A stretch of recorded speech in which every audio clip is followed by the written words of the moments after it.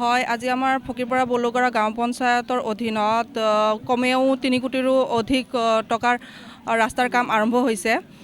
তাকে লৈ মই গৌৰৱান্বিত অনুভৱ কৰিছোঁ, যিহেতু আমাৰ পঞ্চায়তটো সম্পূৰ্ণকৈ পুনৰ ডেলিমিনেশ্যনৰ পিছত গঠন হোৱা আমাৰ নতুন এটা পঞ্চায়ত। সেই নতুন এটা পঞ্চায়তত আমি প্ৰথমতে আহি কেনে আমি ইমানখিনি এটা কাম হাতত ল'ব পাৰিছোঁ, তথা মানুহৰ আমাৰ যি জনসাধাৰণ আছে, জনসাধাৰণৰ যি ইমান দিনে তেওঁলোকৰ অভাৱ অভিযোগসমূহ আছিলে, সেই অভাৱ অভিযোগসমূহ আমি পূৰণ কৰিবলৈ আগবাঢ়ি যাবলৈ সক্ষম হ'ব পাৰিছোঁ। তাৰ কাৰণে মই গৌৰৱান্বিত অনুভৱ কৰিছোঁ। আৰু আমাৰ যিহেতু আপোনালোকে জানে যে গাঁও অঞ্চলৰ পথসমূহ অতিকে দুখ লগা অৱস্থাত থাকে, ইয়ালৈ কোনেও তেনেকৈ চকু নিদিয়ে। পঞ্চায়তসমূহ যিহেতু হয় হয় হয় ঠিকেই কৈছে। যিহেতু আমাৰ এই যিটো পঞ্চায়ত হৈছে, ইয়াতে তাৰমানে কি আমাৰ মঙলদৈ সমষ্টি আৰু দলগাঁও সমষ্টিৰ একেবাৰে লাষ্ট সীমা আছিলে এইটো, আৰু এই ৰাস্তাটোৱে সেইটোৰ সীমা।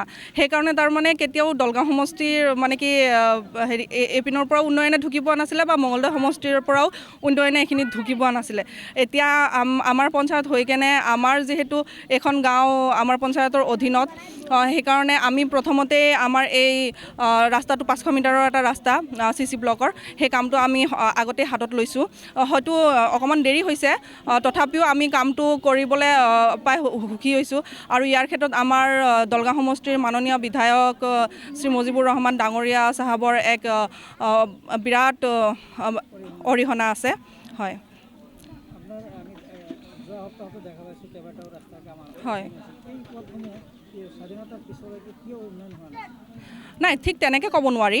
উন্নয়ন স্বাধীনতাৰ পিছত উন্নয়ন হৈছিলে, নোহোৱা নহয়, কিন্তু এইসমূহ বস্তু একেবাৰে যে চিৰস্থায়ী তেনেকুৱাতো নহয় ন।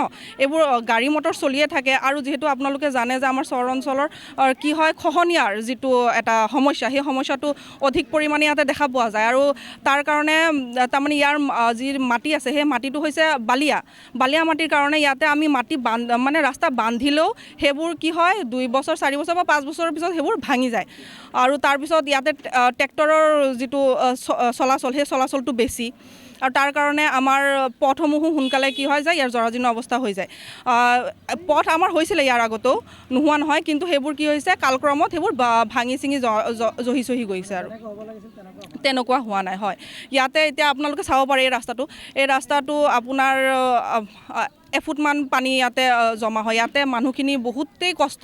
তেওঁলোকক মই আমাৰ নিৰ্বাচনৰ আগত তেওঁলোকক মই এইটোৱে প্ৰথম প্ৰতিশ্ৰুতি দিছিলোঁ যে যদি আপোনালোকে মোক নিৰ্বাচনত জয়ী কৰে, তেতিয়াহ'লে প্ৰথমতে মই আপোনালোকৰ এই ৰাস্তাটোৰ কাৰণে মই কি কৰিম, চেষ্টা কৰিম। আৰু সেই হিচাপে মই আগবাঢ়িব পাই কেনে বহুতেই সুখী হৈছোঁ। ধন্যবাদ। না, একদম সঁচা কথা। আমাৰ পঞ্চায়ত বাইদেউ যিখিনি কথা কৈছে, কথা একেবাৰে সঁচা। আৰু আমি নতুনকৈ 3টা ৱাৰ্ড দলগাঁৱত পৰাৰ কাৰণে আজি আমাৰ খুব মানে আনন্দৰ বিষয়। আমাৰ 3টা ৱাৰ্ডত 4-5টা কাম একেলগত চলি আছে। এইটো আমি কথা কোৱা নাই, ৰাইজ আছে আমাৰ লগত, সকলোৱে জানে। আমাৰ ৱাৰ্ডত কাম নতুনকৈ চলি আছে না? নতুনকৈ চলি আছে। ভাল লাগিছে না? ভাল লাগিছে, খুব ভাল লাগিছে। আমাৰ ৱাৰ্ডত কাম চলি আছে না? এয়া